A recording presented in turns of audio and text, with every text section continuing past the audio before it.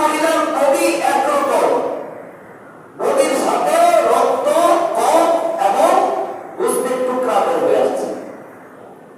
আল্লাহর নবী সাল্লাল্লাহু আলাইহি ওয়াসাল্লাম তাদের এই বডি দেখা বললেন, তারা হালাল খাবার দিয়া হালাল খাবার খেয়ে তারা রোজা রাখছে ঠিক, কিন্তু তারা হারাম পরিত্যাগ করে হারাম পরিত্যাগ করেনি। অর্থাৎ এই দুই মহিলাই মানুষের নামে অন্যের নামে গীবত করছে। কি করছে? অন্যের নামে এই দুই মহিলা কি করছে? গীবত করছে।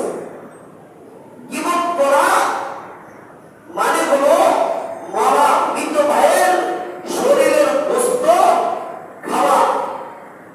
আল্লাহ তাআলা বলছেন যে আমানুজ তালিবু আইয়ুহিব্বু আহাদুকুম আইয়াকুলা লাহমা আখিহি মাইতান ফাকারিহতুমু। তোমরা কি তোমাদের মৃত ভাইয়ের গোস্ত খাওয়া পছন্দ করো? তোমরাই তো এটাকে ঘৃণা পোষণ করো।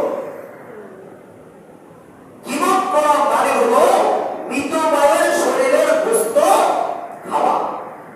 একজনের গীবত আরেকজনের কাছে, একজনের নামে আরেকজনের কাছে গীবত করা মানে কি? আমার ভাইয়ের, আমার মৃত ভাইয়ের শরীরের গোস্ত আমি ভক্ষণ করলাম, আমি খেলাম।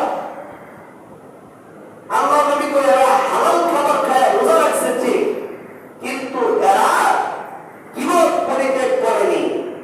এরা গীবত করার কারণে এদের শরীরে যে এই মাংসের টুকরা ঢুকছে, এই মাংসের টুকরা ঢোকার কারণে তারা ক্লান্ত হয়ে গেছে, কাতর হয়ে গেছে, এখন বমি হয়ে গেছে।